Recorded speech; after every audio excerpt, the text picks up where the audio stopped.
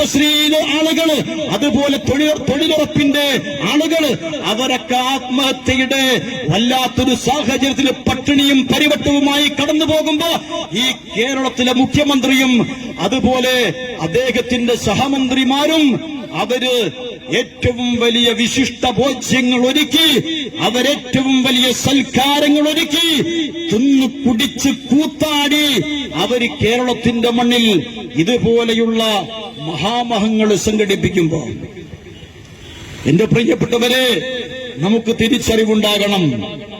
എന്റെ പ്രിയപ്പെട്ടവരെ നമുക്ക് തിരിച്ചറിവുണ്ടാകണം.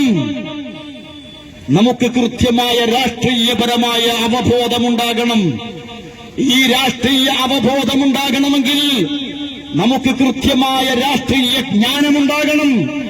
മറിച്ച് ഈ രാഷ്ട്രീയ ജ്ഞാനമില്ലാതെ, യാതൊരു തരത്തിലുമുള്ള തിരിച്ചറിവുമില്ലാതെ ഈ നാട്ടിലെ ജനങ്ങളെ ഇങ്ങനെ പാവം കഴുതകളായി പൊതുജനം കഴുതയാണ് എന്നും പറഞ്ഞ് മുന്നോട്ട് കൊണ്ടുപോകുമ്പോ ഒരു പരിവർത്തനത്തിന്റെ പടപ്പാട്ട് പാടേണ്ടുന്ന കാലം അതിക്രമിച്ചിരിക്കുന്നു എന്ന് നമ്മൾ മനസ്സിലാക്കേണ്ടതുണ്ട്.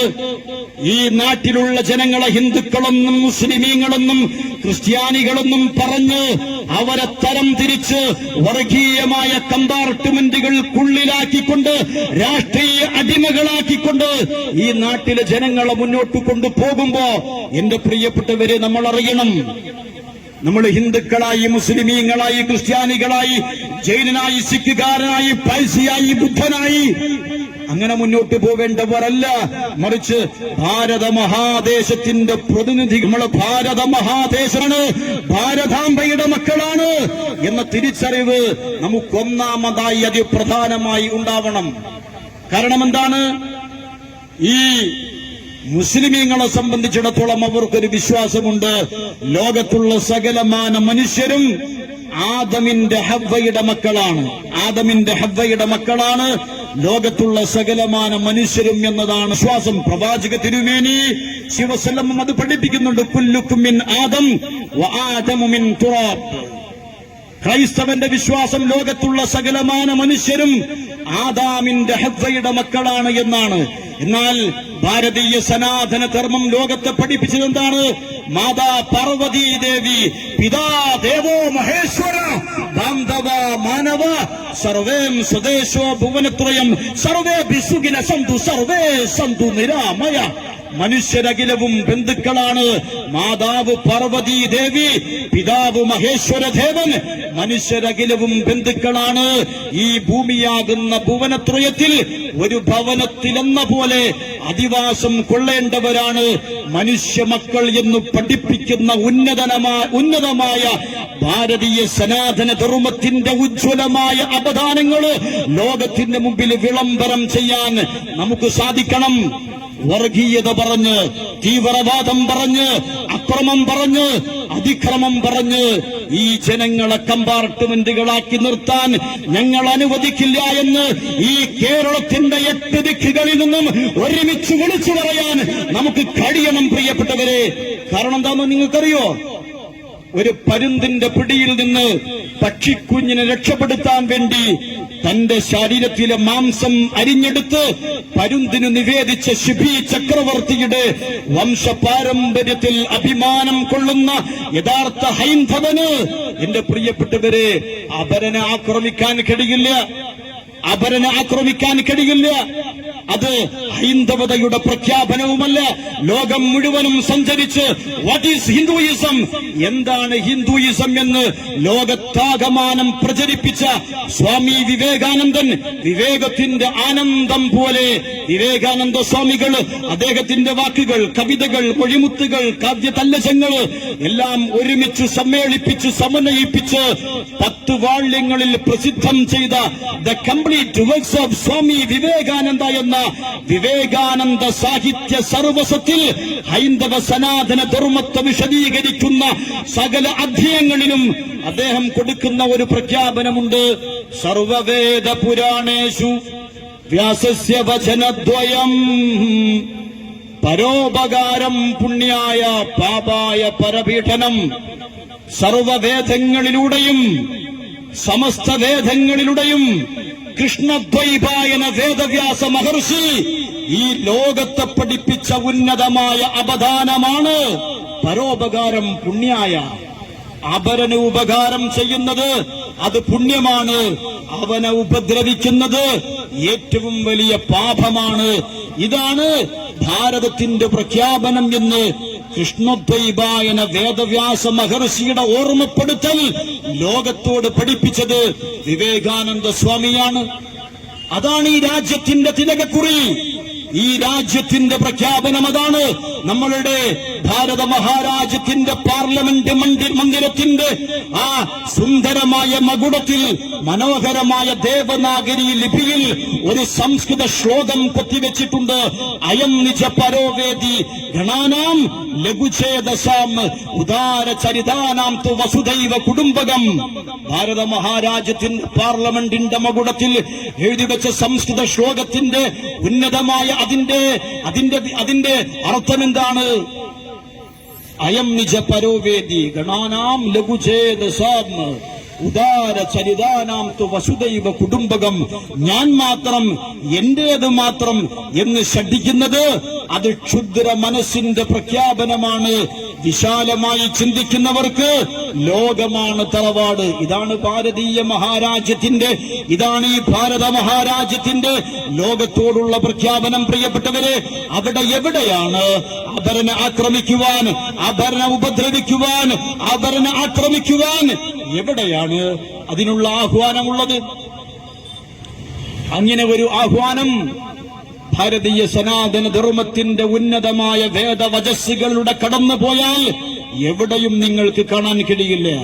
ശ്രീനാരായണൻ ഉന്നതമായി പറഞ്ഞു, അവനവൻ ആത്മസുഖത്തിനാചരിക്കുന്നത് അപരന് സുഖത്തിനായി വരണം. ഉന്നതമായ പ്രഖ്യാപനമാണത്. അവനവൻ ആത്മസുഖത്തിന് വേണ്ടി ആചരിക്കുന്ന, അനുഷ്ഠിക്കുന്ന അവന്റെ വിശ്വാസ ആചാര അനുഷ്ഠാന കർമ്മ പദ്ധതികൾ അത് മറ്റുള്ളവർക്ക് ഉപദ്രവമാകരുത്. ഈ ഉന്നതമായ കാഴ്ചപ്പാടിലൂടെ ഈ നാട് ഒന്നിച്ചൊന്നായി മുന്നോട്ട് പോകുമ്പോ എന്റെ പ്രിയപ്പെട്ടവരെ, ഈ ഭാരതീയ ജനതാ പാർട്ടിയെ അത് വർഗീയതയാണ്, തീവ്രവാദമാണ്, അക്രമമാണ്, ഈ പറയുന്ന ന്യൂനപക്ഷങ്ങളെയൊക്കെ അങ്ങ് നാട് കടത്താനുള്ള കൂട്ടായ്മയാണെന്ന് പറഞ്ഞ് ഈ ഇവിടുത്തെ ഇടതും വലതും പറഞ്ഞ് വഞ്ചിച്ചു പറ്റിക്കുന്ന ആ ഒരു പ്രവർത്തനം ഒരുപാട് കാലം ചെയ്യിക്കുമെന്ന് ഒരാളും തന്നെ സന്ദേഹിക്കേണ്ടതില്ല. ഇവിടെയുള്ള പഠിക്കുന്ന, ബുദ്ധിയുള്ള, വിവേകമുള്ള, തിരിച്ചറിവുള്ള, വിദ്യാഭ്യാസമുള്ള ചെറുപ്പക്കാർ ഭാരതീയ ജനതാ പാർട്ടിയിലേക്ക് കുത്തിയൊഴുകി വരുമെന്നത് എന്റെ പ്രിയപ്പെട്ടവര് യാതൊരു സംശയവും വേണ്ട. നിങ്ങൾ കൈയടിക്കാൻ വേണ്ടി പറഞ്ഞൊന്നുമല്ല, ഞാൻ നിങ്ങൾ കൈയടിക്കാൻ വേണ്ടി പറഞ്ഞതല്ല, എന്റെ ബോധ്യമാണത്. കാരണം എന്താണെന്നറിയോ, ഈ പറയുന്ന വിവേകമുള്ള, അറിവുള്ള, വിദ്യാഭ്യാസമുള്ള ഇന്നത്തെ ചെറുപ്പക്കാർക്കറിയാം കേരളത്തിൽ നടന്നുകൊണ്ടിരിക്കുന്ന സകലമാന പ്രവർത്തനങ്ങളും ഈ കേരളം ബിജെപിയോട്, ഭാരതീയ ജനതാ പാർട്ടിയോട് പുറം തിരിഞ്ഞു നിൽക്കുമ്പോഴും ഈ കേരളത്തോട് യാതൊരു തരത്തിലുമുള്ള ചിറ്റമ്മ നയം കാണിക്കാതെ എല്ലാ തരത്തിലുമുള്ള വികസന പ്രവർത്തനങ്ങൾക്ക് കോടാനുകോടി ഫണ്ട് അനുവദിക്കുന്നത് കേന്ദ്ര ഗവൺമെന്റ് ഫണ്ട് അനുവദിക്കുമ്പോ ആ ഫണ്ട് ഇവിടെ വികസന പ്രവർത്തനങ്ങൾക്ക് ഉപയോഗപ്പെടുത്തുന്നില്ല. മറിച്ച് ഇവിടുത്തെ രാഷ്ട്രീയ തമ്പുരാക്കന്മാർ അതവരുടെ സ്വിസ് ബാങ്ക് അക്കൗണ്ടുകളിലേക്ക് കൊണ്ടുപോയി അവിടെ നിക്ഷേപിക്കുന്ന കാഴ്ചയാണ് നമ്മൾ കേരളത്തിന്റെ മണ്ണിൽ കണ്ടുകൊണ്ടിരിക്കുന്നത്. ഞാൻ ആരോപണം ഉന്നയിക്കുകയല്ല. അഭിമന്യനായ മധ്യപ്രദേശിൽ നിന്നുള്ള തോമർ എന്ന് പറയുന്ന കേന്ദ്രമന്ത്രി, അദ്ദേഹം കേരളത്തിൽ വന്നു, 6 തവണ കേരളത്തിൽ വന്നു.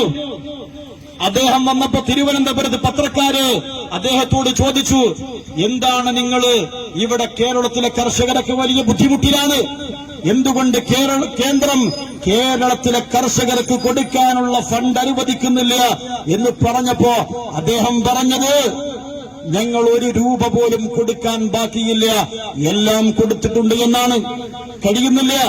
അദ്ദേഹം പോയതിനു ശേഷം കർണാടകയിൽ നിന്നുള്ള കേന്ദ്രമന്ത്രി ശോഭാ കരന്ദ്രജെ എന്ന് പറയുന്ന ഈ സെൻട്രൽ മിനിസ്റ്റർ കേരളത്തിൽ വന്നപ്പോ അനന്തപുരിയിൽ വെച്ച് പത്രക്കാർ അവരോട് ചോദിച്ചു, ശ്രീ തോമറിനോട് ചോദിച്ചതുപോലെ ചോദിച്ചു, കേരളത്തിലെ കർഷകർ ആത്മഹത്യ ചെയ്യുകയാണ്, എന്തുകൊണ്ട് കേന്ദ്രം അവരുടെ വിഹിതം കൊടുക്കുന്നില്ല എന്ന് വീണ്ടും ചോദിച്ചപ്പോ പ്രിയങ്കരിയായ ശോഭ കരന്തൽജെ എന്ന് പറയുന്ന ആ മന്ത്രി പറഞ്ഞത്, കേന്ദ്രം നൽകേണ്ടുന്ന വിഹിതം 1 കിലോ നെല്ലിന് 20 രൂപ 40 പൈസയാണ്. ഒരു നയാ പൈസ ബാക്കി വെക്കാതെ കേരളത്തിലേക്ക് ഞങ്ങളത് കൊടുത്തിട്ടുണ്ട് എന്ന് അവര് കൃത്യമായി കണക്കുകൾ അവതരിപ്പിച്ചുകൊണ്ട് പറഞ്ഞു. എന്നാൽ എന്താ നമ്മൾ കാണുന്നത്? അതുപോലെയുള്ള വികസന പ്രവർത്തനങ്ങൾക്ക് വേണ്ടി നൽകുന്ന പണം, അതുപോലെ ഇവിടെയുള്ള കർഷുന്ന ആ കർഷകൻ അവകാശപ്പെട്ടതായ അവന്റെ പണം, ഇതൊക്കെ കേരളത്തിലേക്ക് എത്തുമ്പോ അതൊക്കെ ഇവിടെയുള്ള മന്ത്രിമാരും അതുപോലെയുള്ള ഉദ്യോഗസ്ഥന്മാരും അവര് അപഹരിക്കുന്ന കാഴ്ചയാണ് കേരളത്തിന്റെ മണ്ണിൽ നമ്മൾ കാണുന്നത്. നിങ്ങൾക്കറിയുമോ, ഈ കഴിഞ്ഞ മാസം ബിജെപിയുടെ ഭാരതീയ ജനതാ പാർട്ടിയുടെ ഓരോ ജില്ലാ അധ്യക്ഷന്മാരുടെയും നേതൃത്വത്തിൽ തീരദേശ സംരക്ഷണ ജാഥ സംഘടിപ്പിച്ചിരുന്നു. എന്തിനാണ് തീരദേശ സംരക്ഷണ ജാഥ സംഘടിപ്പിച്ചത്? കേരളത്തിലെ തീരദേശങ്ങളിൽ ഈ മത്സ്യബന്ധനവുമായി പ്രവർത്തിക്കുന്ന മുക്കുവ സഹോദരന്മാരെ സംരക്ഷിക്കുവാനും അവരെ പരിപോഷിപ്പിക്കുവാനും അവരെ സമൂഹത്തിൽ ഔന്നിത്യത്തോടെ നിലനിർത്തുവാനും വേണ്ടി കേന്ദ്രം നൽകിയ കോടാനുകോടിയുടെ ഫണ്ട്, അതെന്താണ് സംഭവിച്ചത്? അതിനെന്താണ് സംഭവിച്ചത് നിങ്ങൾക്കറിയുമോ? പ്രിയങ്കരനായ ഗുജറാത്തിൽ നിന്നുള്ള പർഷോത്തം രൂപാലാജി എന്ന് പറയുന്ന കേന്ദ്ര ഫിഷറീസ് മന്ത്രി, അദ്ദേഹം കേരളത്തിൽ 6 തവണ വന്നു. കേരളത്തിന്റെ തീരദേശ മേഖലയിലൂടെ നരേന്ദ്രമോദിജിയുടെ ഗുരുതുല്യനായ പ്രായം ചെന്ന പർഷോത്തം രൂപാലാജി എന്ന് പറയുന്ന മിനിസ്റ്റർ അദ്ദേഹത്തിന്റെ അനാരോഗ്യം വകവെക്കാതെ തിരുവനന്തപുരത്ത്, അതുപോലെ കോഴിക്കോട്, കൊച്ചിയിൽ, അതുപോലെയുള്ള പ്രധാനപ്പെട്ട കേരളത്തിന്റെ തീരപ്രദേശങ്ങളിലൂടെ സഞ്ചരിച്ചപ്പോ കേന്ദ്രം അനുഭവിച്ച കോടികളിൽ നിന്ന് ഒരു ചില്ലിക്കാശ് പോലും ഈ വഴിയിൽ ചെലവഴിച്ചിട്ടില്ല എന്ന് മനസ്സിലാക്കിയ മന്ത്രി അതിന്റെ പരിഭവം പറഞ്ഞപ്പോ, അതിന്റെ പരാതി പറഞ്ഞപ്പോ അവിടെയുള്ള മന്ത്രിമാരും ഉദ്യോഗസ്ഥന്മാരും സാറ് എന്ന് പറഞ്ഞ് അദ്ദേഹത്തിന്റെ പിറകെ നടന്നത്. എന്റെ പ്രിയപ്പെട്ടവരെ, ഈ കേരളം ഭരിക്കുന്ന ഇതുപോലെയുള്ള കേരളത്തിലെ ജനങ്ങൾക്ക് അവകാശപ്പെട്ട അവരുടെ വിഹിതം കട്ടുമുടിക്കുന്ന കേരളത്തിന്റെ മന്ത്രിമാരോട് ഞങ്ങൾക്ക് പറയാനുള്ളത്, ഞങ്ങൾ വിവരാവകാശ രേഖ എടുക്കുന്നുണ്ട്. നിങ്ങൾ ഈ പണം എവിടെയാണ് കൊണ്ടുപോയി ചെലവഴിച്ചത് എന്ന് കൃത്യമായി ബോധ്യപ്പെടുത്തി ഇതിന് കണക്ക് പറയിപ്പിക്കുമെന്നത് ശക്തമായി നമ്മൾ പറയുകയാണ്. അബ്ദുള്ള കുട്ടി സാറ് പറഞ്ഞല്ലോ, ഇത്തരത്തിൽ ജനങ്ങളുടെ സമ്പത്ത് കൊള്ളയടിച്ച ആളുകളെ, ജനങ്ങളുടെ സമ്പത്ത് കൊള്ളയടിച്ച ആളുകളെ പി ചിദംബരത്തെ ജയിലറക്കുള്ളിലേക്ക് വലിച്ചെറിഞ്ഞ അധികാരത്തിന്റെ പവർ പൊളിറ്റീഷ്യൻ അമിത് ഷാജി ഈ രാജ്യത്തിന്റെ ഹോം മിനിസ്റ്ററായി, ആഭ്യന്തര മന്ത്രിയായി രാജ്യത്തെ സംരക്ഷിച്ചു പിടിക്കുമ്പോ പി ചിദംബരത്തെ അഴികൾക്കുള്ളിലേക്ക് വലിച്ചെറിയാൻ കഴിഞ്ഞിട്ടുണ്ട് എങ്കിൽ കേന്ദ്ര ഫണ്ടുകൾ, വിഹിതങ്ങൾ അത് മുക്കിയിട്ട് അത് സ്വന്തം അക്കൗണ്ടിലേക്ക് വകമാറ്റി ചെലവഴിച്ച കേരളത്തിലെ മന്ത്രിമാരെ, അതുപോലെ അതിന് കൂട്ടുനിന്ന ഉദ്യോഗസ്ഥന്മാരെ അഴികൾക്കുള്ളിലേക്ക് വലിച്ചെറിയപ്പെടുന്ന കാലം അനധിവിദൂരമാണ് എന്ന് നിങ്ങളാരും വിചാരിക്കേണ്ടതില്ല. അതുകൊണ്ട് ഞാൻ സുദീർഘമായി സംസാരിക്കുന്നില്ല. എനിക്ക് കാഞ്ഞങ്ങാടിലുള്ള എന്റെ ഈ ശബ്ദം ശ്രവിച്ചുകൊണ്ടിരിക്കുന്ന ആളുകളോട് എനിക്ക് പറയാനുള്ളത്, നിങ്ങൾ പഠനം നടത്തണം, നിങ്ങൾ കൃത്യമായി ശ്രദ്ധിക്കണം. രാഷ്ട്രീയത്തെക്കുറിച്ചുള്ള അവബോധം നമ്മൾക്ക് ഓരോരുത്തർക്കും ഉണ്ടാവണം. അത് ആരും ആരോടും പറയുന്ന കാര്യങ്ങള് അതുപോലെ വിഴുങ്ങേണ്ടതില്ല. മറിച്ച് ഈ കാര്യങ്ങളൊക്കെ പഠിക്കുവാനുള്ള സന്ദർഭങ്ങൾ നമ്മളുടെ മുമ്പിലുണ്ട്, സാഹചര്യങ്ങൾ നമ്മളുടെ മുമ്പിലുണ്ട്. അതുപയോഗപ്പെടുത്തണം. എന്തൊക്കെയാണ് ഈ ഭാരത മഹാരാജ്യത്തിന്റെ പ്രധാനമന്ത്രിയുടെ ഉന്നതമായ കാഴ്ചപ്പാടിലൂടെ ഈ ഭാരതത്തിലുള്ള ഓരോ മനുഷ്യന്മാരെയും, ഓരോ പൗരനെയും, ഓരോ ചെറുപ്പക്കാരെയും, ഓരോ സ്ത്രീകളെയും, ഓരോ കുഞ്ഞു മക്കളെയും അവരെ തൊട്ടറിയുന്ന വികസന പ്രവർത്തനങ്ങൾ കൊണ്ടുവന്ന് ക്രമപ്രവൃത്തമായി തന്റെ ജനതയെ സംരക്ഷിച്ച് സമുദ്ധരിച്ച് അവരെ ലോകത്തിന്റെ മുമ്പിൽ നടക്കാൻ പര്യാപ്തമായ അവസ്ഥയിലേക്ക് ഭാരത മഹാരാജ്യത്തിന്റെ മഹാജനതയെ ഹസ്തദാനം ചെയ്ത് ഉയർത്തിക്കൊണ്ടുവരാൻ പരിശ്രമിക്കുന്ന ദീർഘദൃഷ്ടിയുള്ള ഒരു മഹാപ്രധാനമന്ത്രിയുടെ ഉന്നതമായ കാഴ്ചപ്പാടുകൾ നിങ്ങൾക്ക് ഗൂഗിൾ ചെയ്തു നോക്കിയാൽ അറിയാൻ കഴിയും. എന്തൊക്കെയാണ് പ്രധാനമന്ത്രിയുടെ പദ്ധതികൾ, എന്തൊക്കെയാണ് പ്രധാനമന്ത്രിയുടെ പദ്ധതികൾ. ഓരോന്നും നിങ്ങൾ പരിശോധിക്കുമ്പോ ആ മഹാമനുഷ്യന്റെ ഉൾക്കാഴ്ചയുടെ, അദ്ദേഹത്തിന്റെ രാഷ്ട്രീയ പരിജ്ഞാനത്തിന്റെ, ഭാരത മഹാരാജ്യത്തിലുള്ള ജനതയോടുള്ള അനുകമ്പയുടെ, സ്നേഹത്തിന്റെ, കരുതലിന്റെ ആ ഉന്നതമായ അതിന്റെ അവസ്ഥ നിങ്ങൾക്ക് തൊട്ടറിയാൻ കഴിയും. നിങ്ങൾ പരിശോധിക്കണം. സമൂഹത്തിന്റെ നാനാ തുറയിലുമുള്ള ആളുകൾക്ക് അവരുടെ ജീവിതം മെച്ചപ്പെട്ടതാക്കാൻ, അവരുടെ ജീവിതം ഔന്നിത്യമുള്ളതാക്കാൻ, അതിനുവേണ്ടി ഓരോ പൗരനെയും ബാധിക്കുന്ന, ഓരോ പൗരനുമായി ബന്ധപ്പെടുന്ന രീതിയിൽ എന്റെ പ്രിയപ്പെട്ടവരെ ഈ രാജ്യത്തെ സംസ്കരിച്ച് സമുദ്ധരിക്കാൻ ഒരു പ്രധാനമന്ത്രി ഉന്നതമായ തന്റെ കാഴ്ചപ്പാടുകളുമായി മുന്നോട്ട് വരുമ്പോ അവിടെയാണ് ആ ഭരണത്തെ അസ്ഥിരപ്പെടുത്താൻ 2024 ഇലക്ഷൻ വരുമ്പോ